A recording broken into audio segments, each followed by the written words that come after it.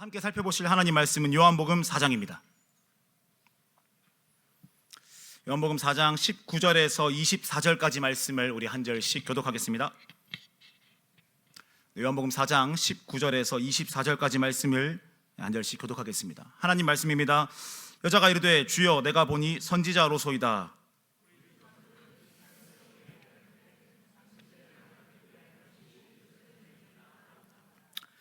예수께서 이르시되 여자여 내 말을 믿으라. 이 산에서도 말고 예루살렘에서도 말고 너희가 아버지께 예배할 때가 이르리라.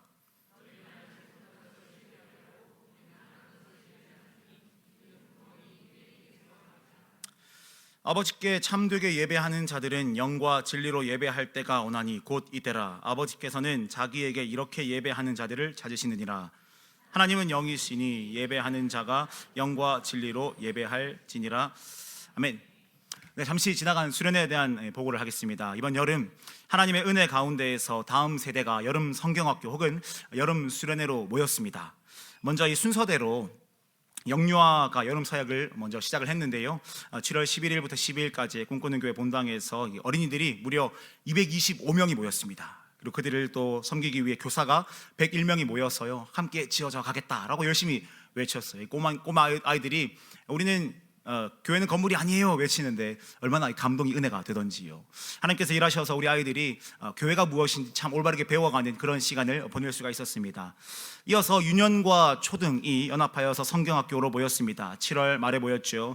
어린이들이 자그마치 260여 명이 모였습니다. 굉장히 엄청난 숫자이죠.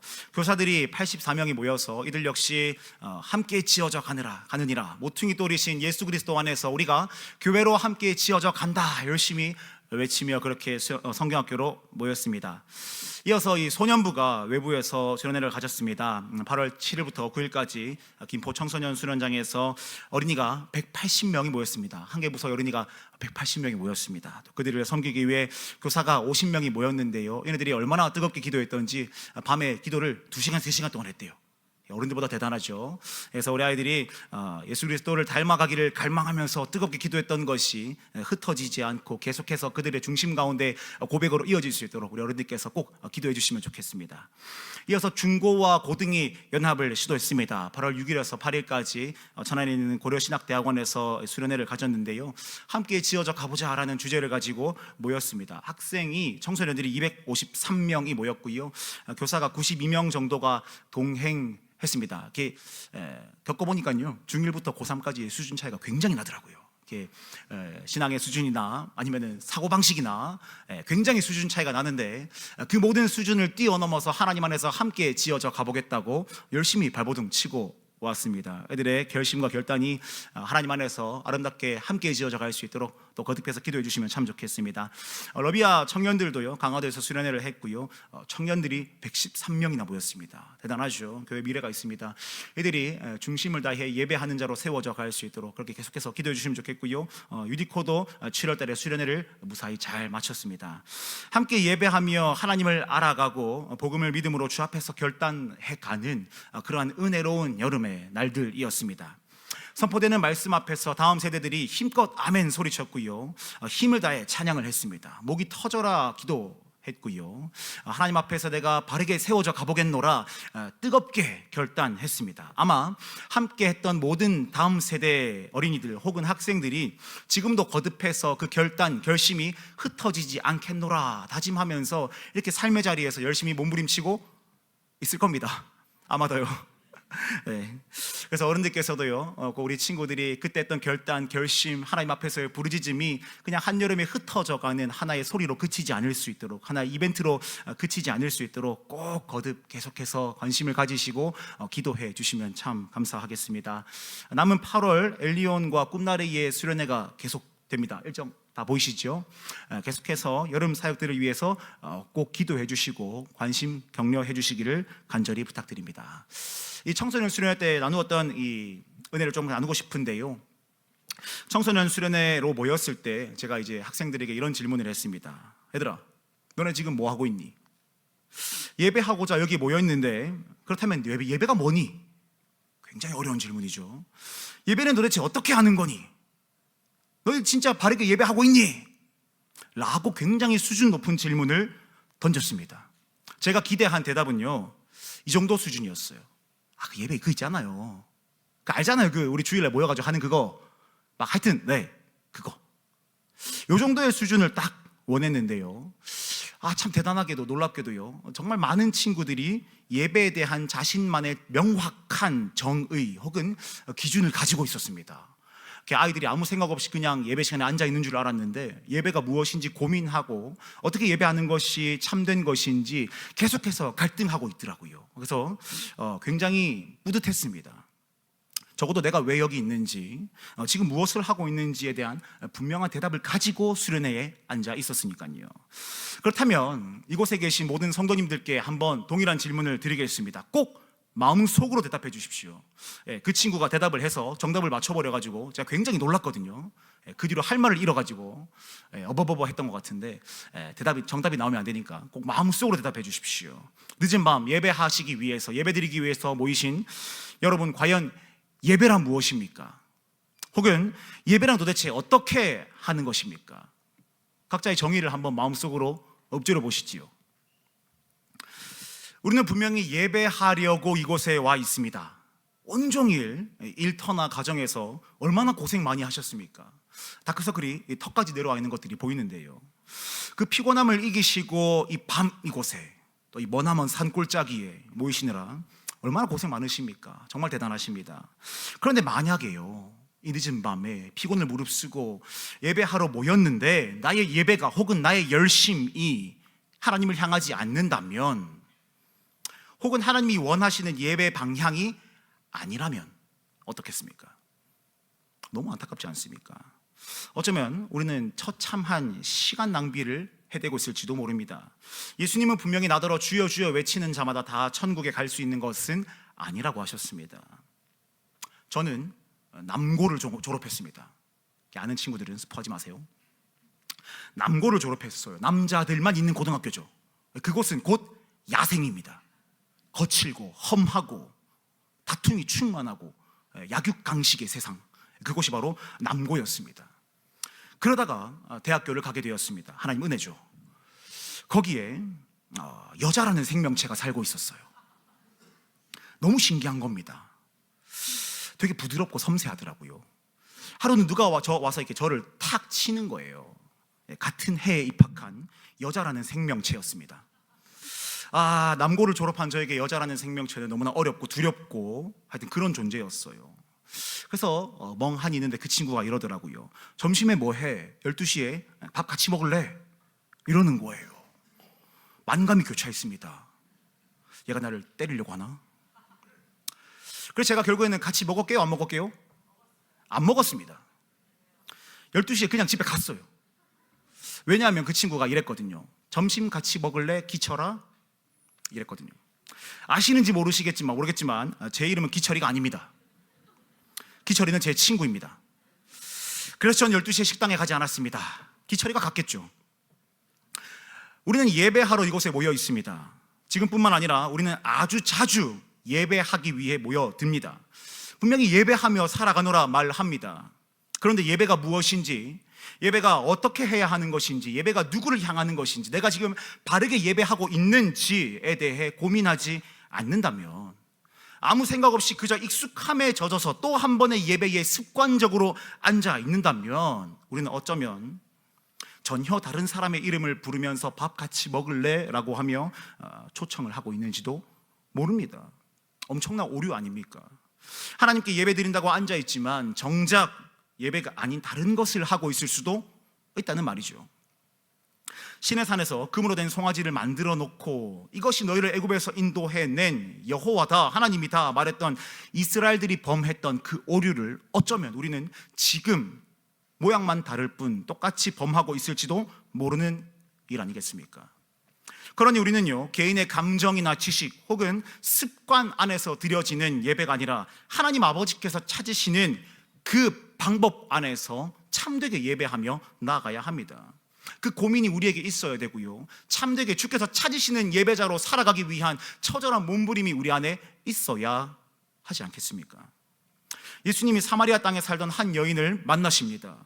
영원한 생수를 주시겠다 약속하신 그 예수님을 보던 이 여인이 선지자다라고 고백합니다. 그리고 여인이 예수님께 묻죠. 선생님, 우리 조상들은 이쪽에서 예배하라고, 유대인들은 이쪽에서 예배하라고 합니다. 어디에서 예배하는 것이 맞습니까? 무엇이 정말 참되게 예배하는 것입니까? 라고 물어봐요. 아주 중요한 질문입니다. 잘 아시는 대로 북이스라엘을 집어삼킨 아수르가 이스라엘들의 이 단일 민족성을 완전히 흐트러 버리지 않습니까? 혼혈 민족을 만들어 버리죠. 사마리아에는 이스라엘 이 민족뿐만 아니라 섞여진 혼혈들이 주를 이루게 됩니다. 살아남기 위해서 어쩔 수 없는 선택 아니었겠습니까? 하지만 유대인들은 그러한 혼혈 사마리아인들, 이 아수르의 세력 앞에 굴복한 종교적 혼합주의 혹은 혈통적 혼합주의에 빠진 그들을 용납하지 않습니다. 율법에서 금하니까요. 그래서 유대인들은 사마리아인들을 철저하게 배격합니다. 사람 취급을 잘 안 해줍니다. 부정한 자로 여기면서 예루살렘 성전에 출입할 수 없게끔 막아버립니다. 만약에 제가 사마리아인이면 미안하다, 잘못했다, 옛날에 살아남으려고 그래 보았다, 무릎 꿇었을 거예요. 제 무릎은 가벼우니까요. 그런데 사마리아인들의 무릎은 가볍지 않습니다. 이에 질세라 사마리아인들은 모세 오경만이 참 성경이다 외치면서 세겜 땅, 아브라함이 처음 도착한 그 땅이죠. 세겜 땅, 축복의 산, 그리심산에 그들만의 성전을 만들어 버립니다. 제사장들도 뽑아 선출해 세워버렸어요. 그렇게 이스라엘 가운데 예배의 처소가 두 곳으로 나뉘게 됩니다. 물론 신구약 중간기에 이 유대인들이 사마리아 성전을 파괴하기는 합니다만, 어쨌거나 유대인들과 사마리아인들 사이에 뿌리 깊은 종교적 혹은 정치적 갈등은 그들의 예배 처소를 완전히 분리시켜버렸습니다. 성경을 인정하는 정도에 따라의 예배 방향이나 정도에도 차이를 두었겠지요. 상당한 긴장감, 그 정치적인 종교적인 긴장감 속에서 이 여인이 선지자인 유대인에게 묻습니다. 과연 어디에서 예배하는 것이 옳습니까? 어떻게든 하나님 앞에 바르게 예배해 보려는 이 여인의 태도가 상당히 좀 예쁘지 않습니까? 저는 그렇더라고요. 마치 너무나도 피곤하지만 어떻게든 하나님 앞에 예배 드려 보겠노라 노력하는 우리의 모습을 보는 것 같습니다. 동의하지 않으시는군요. 우리가 노래할 때 자주 이렇게 노래합니다. 우물가의 여인처럼 난구했네 헛되고 헛된 것들을 하면서 나는 그 여인처럼 헛된 세상의 것을 구하지 않겠노라, 썩어질 것을 구하지 않고 하늘의 것을 구하겠노라 고백하지요. 그 노래의 여인이 이 사마리아 여인이라면 그저 우리가 그냥 막 감히 그 여인은 헛되고 헛된 것을 구하며 살았다라고 평가하기는 조금 어렵습니다. 당시 사회적인 배경 안에서 이 여인은요, 분명히 너무나도 힘들고 어렵고 처절한 인생을 살아내고 있습니다. 그런데 이 여인은 적어도 예배에 대한 관심은 있었어요. 어디에서 예배 드리는 것이 참된 예배인지, 과연 어떻게 해야 되는 것이 참되인지 이 선지자에게 물으면서 해답을 찾고 싶어 했으니까요. 만약 학자들의 주장에 따라서 주전 6세기를 전후로 해서 이 언약궤가 성전에서 사라졌다면, 그렇다면 하나님의 보좌가 사라져 있으면 이 여인의 말대로 어디에서 예배하는 것이 옳습니까? 껍데기가 남아있는 예루살렘 성전입니까? 아니면 사마리아에 새롭게 세워진 성전입니까? 시온이라 일컫는 예루살렘입니까? 아브라함의 전통이 있는 세겜 축복의 산 그리심입니까? 어디에서 예배하는 것이 맞을까요? 이 질문을 잘 들으신 예수님께서 이렇게 대답하십니다. 오늘 본문 23절 24절 말씀인데요, 아버지께 참되게 예배하는 자들은 영과 진리로 예배할 때가 오나니 곧 이때라. 아버지께서는 자기에게 이렇게 예배하는 자들을 찾으시느니라. 하나님은 영이시니 예배하는 자가 영과 진리로 예배할지니라. 아멘. 유대인들과 사마리아인들의 깊어진 갈등으로 인해서 예배의 처소가 둘로 나뉘어져 있습니다. 각자 생각과 전통과 지식을 가지고 서로의 예배가 참되다라고 주장하는 그 혼란의 세월 가운데에 어떻게 예배하는 것이, 어디에서 예배하는 것이 옳습니까를 묻는 이 여인에게 예수님이 저기서 예배해라, 그래도 시온 땅 예루살렘에서 예배하는 것이 좋지 않겠니? 뭐 이런 식으로 답을 해주셔야 될 것 같은데 예수님 전혀 이상한 대답을 하십니다. 이 산도 아니고 저 산도 아니다. 뭐 어쩌라는 거예요? 유대인의 전통, 사마리아인들의 혈기, 그런 게 예배의 중심이 아니라고 말씀하세요. 예수님 분명히 말씀하십니다. 참되게 예배하는 사람은 영과 진리로 예배해라. 그렇게 예배하는 사람을 아버지께서 찾으신다고 말이죠. 내 기준이나 혹은 내 감정, 내가 마주하는 상황이나 현실의 어떠함, 혹은 전해 내려오는 전통, 나아가서 웅장한 장소나 화려한 음악이나 멋진 분위기나 어려운 용어 같은 것들, 혹은 거룩의 모양새, 그런 게 예배를 만들어가는 것이 아니라고 말씀하십니다. 영과 진리로 예배드리는 사람, 그 사람이 바로 아버지께서 찾으시는 참되게 예배하는 사람입니다. 예전 성경에 보니까 신령과 진정이다 이렇게 번역을 하고 있죠. 다른 번역에는 영적으로 참되게 혹은 영적으로 진실하게 이런 식으로 예배드리라고 번역되어 있습니다.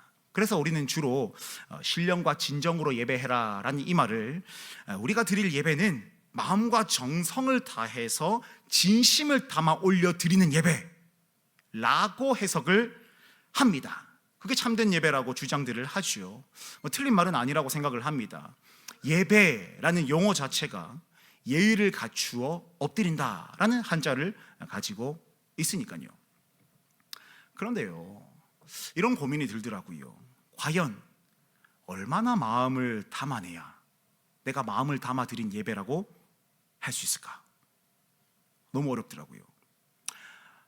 그리고 또 이런 고민이 들었습니다.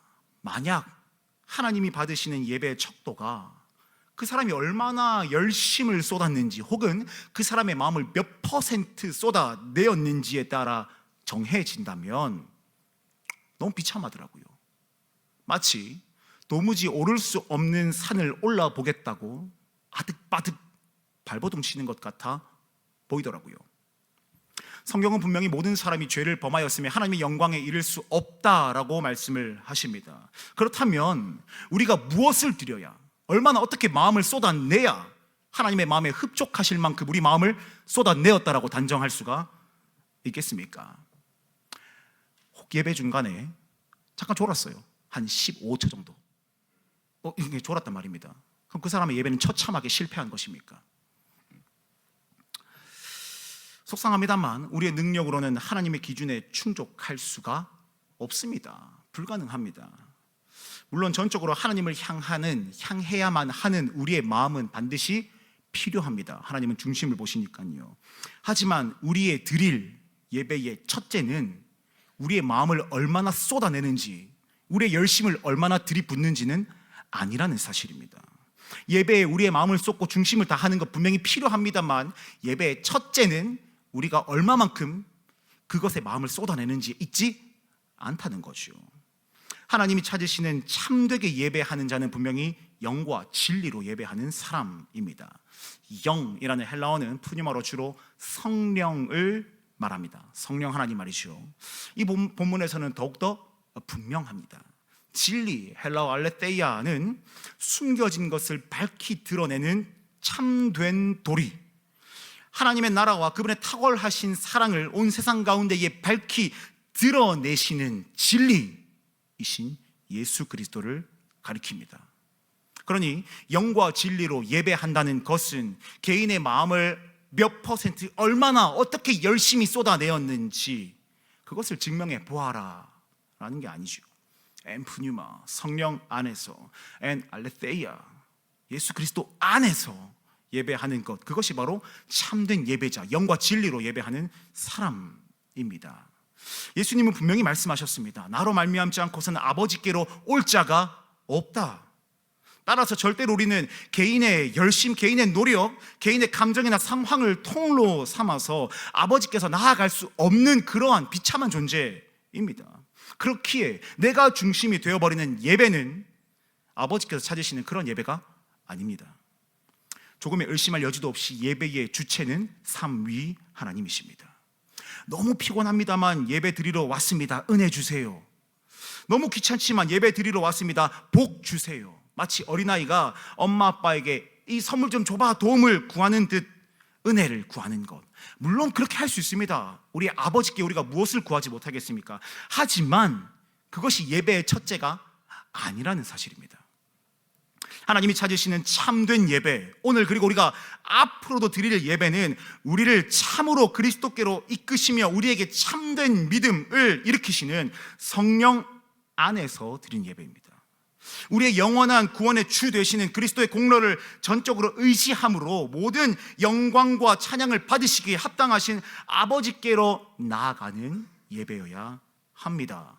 하나님의 도우심 없이 우리는 결코 예배할 수가 없습니다.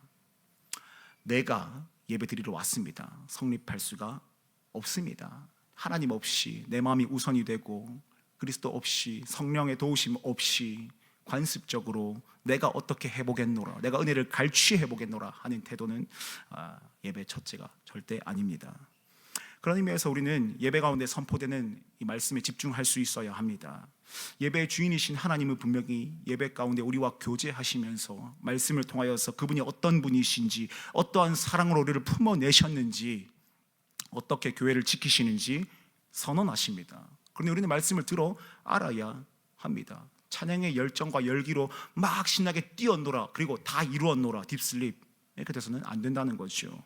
진리이신 예수 그리스도에 대해 선포되는 말씀을 듣고 구원의 확신을 품을 수 있어야 합니다. 믿음이 자라나야 합니다. 말씀을 들음으로 우리의 예배가 말씀의 주인이신 하나님만을 향하도록 늘 우리를 쳐서 십자가 아래에 복종시켜야만 합니다. 성령께서 우리를 그렇게 이끄실 겁니다. 하나님은 분명히 제1계명에서 너는 나 외에 다른 신을 너에게 두지 말라 분명하게 말씀하셨습니다. 이 사실에 대해 하이델베르크 요리문답은 이렇게 해설합니다. 제1계명에서 하나님께서 요구하시는 것은 무엇입니까? 더 나아가 유일하고 참되신 하나님을 바르게 알고 그분만을 신뢰해야 하며 모든 겸손과 인내로 그분에게만 복종하고 모든 좋은 것들을 오직 그분에게서만 기대하며 마음을 다하여 그분을 사랑하고 경외하며 그분을 섬겨야 합니다. 그러므로 지극히 작은 일이라도 하나님의 뜻을 거스르게 하느니 차라리 모든 피조물을 포기합니다. 아멘. 우리는 절대로 예배의 주인이 될 수 없습니다. 예배의 주인은 철저하게 삼위 하나님뿐이십니다. 내가 주인이 되어서 하나님을 조정하려는 모든 시도는 결국 나를 우상으로 만들 뿐입니다. 내 감정, 내 기분, 내 상황의 어떠함을 앞세워서 하나님을 외면한 채 내가 예배의 주인공이 되려는 모든 시도는 하나님의 자리에 나를 올려놓는 비참한 행위일 뿐입니다. 그러니요, 우리의 예배가 개인의 감정이나 만족함 혹은 상황이나 현실의 어떠함을 주목하느라 행해지지 않았으면 좋겠습니다. 내가 예배 드리러 왔으니 복 주십시오. 하나님 예배 한번 드려 볼게요. 그러니 은혜 줘보세요. 이런 협상이나 협박이 되지 않아야 하겠습니다. 내가 예배 드리러 왔으니 어디 한번 그 잘나신 얼굴 한번 비추어 줘 보십시오. 이런 주술 행위가 되지 않았으면 좋겠습니다. 이미 우리와 함께 하시며 우리를 예배로 이끄시는 그 삼위 하나님을 향한 믿음의 반응, 영과 진리 안에서 예배하는 참된 예배자로 주께로 바르게 나아가는 중심으로 무장한 저 여러분들이 되셨으면 좋겠습니다. 우리가 예배 드릴 수 있습니다. 말씀드린 대로 예배는 예의를 갖추어서 절한다는 의미가 있으니까요. 우리의 정성을, 마음을, 중심을 하나님께 올려드립니다. 할 수 있죠. 하지만 거듭 말씀드린 대로 하나님의 도우심 없이 우리의 것을 드려서 하나님을 감동시킬 수는 없습니다. 하나님의 선하심 없이 우리의 것을 드려서 하나님을 어떻게 만족시키고 충족시켜 보려는 모든 시도는 결국 우리의 비참함을 더욱더 선명하게 드러낼 뿐입니다. 따라서 우리는요, 삼위 하나님께서 인도하시는 그 탁월하신 은혜 안에서 그 은혜를 힘입어서 그 은혜로 말미암아 예배하는 사람이 되어야 합니다. 내가 무엇을 열심히 바쳐서 하나님을 감동시켜서 은혜를 쟁취하려는 모든 시도를 멈추어야 합니다. 내가 왔으니 이곳에 와달라라는, 내가 왔으니 하나님 임재해달라라는 그러한 나의 중심되는 삶을 버리고요, 이미 이곳에 나와 함께 하시는 임재해 계시는 그 하나님의 크심에 주목하여서 그 은혜를 따라서 예배하노라 고백하는 우리가 되었으면 좋겠습니다. 예수님은 우리에게 영과 진리로 예배할지니 라고 말씀을 하십니다. 물론 예배는 분명히 말씀드린 대로 삼위 하나님께서 주도적으로 열어 가십니다. 우리를 예배로 이끄십니다. 하지만 그렇다고 해서 우리가 마냥 가만히 끌려가기만 해야 하는 것은 아닙니다. 왜냐하면 예수님께서는 예배해줘라, 수동이 아니라 예배해라라고 능동으로 말씀을 하셨기 때문입니다. 그래서 우리 교단 헌법은 이렇게 예배를 정의합니다. 예배는 예수 그리스도를 믿음으로 구원을 받고 하나님의 자녀가 된 신자들이 하나님의 은혜에 보답하는 대표적인 행위이다. 우리에게 베푸신 은혜에 대해 우리는 보답함으로 나아가야 합니다. 우리가 영과 진리로 참되게 예배한다면 우리를 이끄시는 성령 안에서 우리는 자발적으로 하나님을 향한 감사와 기쁨으로 무장할 수 있습니다. 여러분은 왜 그렇게 열심히 찬양하셨습니까? 왜 그렇게 뜨겁게 기도하셨습니까? 왜 그렇게 하나님의 이름을 열정적으로 부르십니까? 우리가 찬양하는 것, 우리가 기도하는 것 절대로 내 개인의 감정적인 만족을 누리기 위함이 아니어야 합니다. 우리를 예배로 부르신 삼위 하나님 앞에 올려드리는 성령 안에서 주께로 나아가는 우리의 믿음의 반응이어야 합니다. 예수님은 현실의 어려움, 그 고단함 앞에 고생하던 사마리아 여인을 찾아가셔서 친히 만나 주셨습니다. 그리고 그 여인에게 영원한 생수이신 예수님을 나타내시면서 참된 예배가 무엇인지를 가르치셨습니다. 동일하신 하나님의 사랑, 그 사랑은요 친 예수 그리스도의 십자가에서의 신실하심으로 나타나셨고요, 성령께서는 우리를 그 십자가 앞에 쳐서 복종시키십니다. 우리를 하여금 믿음을 품게 하시고 그 그리스도께로 나아가도록 인도하십니다. 구원의 감격 안에 거하도록 우리를 날마다 이끄십니다. 영원히 영원토록 주의 몸된다 부르신 교회를 지키십니다.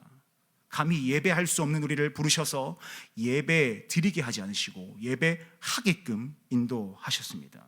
그렇다면 우리는 그 은혜 안에서 부르신 곳에서 예배하는 삶을 살아내야 하지 않겠습니까? 내 삶의 주인이 내가 되어서 내 감정으로 하나님을 설득하거나 내 행위로 하나님의 복을 쟁취하려는 그런 모든 시도를 멈추고 성령의 이끌림을 따라서 하나님의 말씀을 따라서 살아가기를 기뻐해야 하지 않겠습니까? 아무런 자격 없는 우리를 향하여서 끝까지 포기하지 않으시며 사랑한다 사랑한다 사랑하시는, 사랑한다 말씀하시는 하나님의 그 크고 놀라우신 사랑 안에 거하기를 기뻐함으로 예배하는 자가 되어야 하지 않겠습니까? 말씀을 마무리하겠습니다. 여러분은 왜 세상에 좋아 보이는 것에 시간 투자하기를 멈추시고 이곳에서 하나님을 예배하며 살아가십니까? 바라기는 내 어떠한 감정적인 요인에 의해서 혹은 관습적인 것을 따라서 이곳에 있는 것이 아니라요, 우리를 불러주신 탁월한 그 놀라우신 하나님의 은혜에 반응하여서 영과 진리로 예배하겠노라 중심 다해 고백하기 위해 이곳에 모여있기를 간절히 바랍니다. 그리고 앞으로 우리에게 허락하실 모든 예배에서 내가 주인 되는 것이 아니라 하나님이 주인 되시는 예배를 하며 살아가는 삶의 자리에서 예배하며 살아가는 우리가 모두가 되시기를 주님의 이름으로 축복합니다.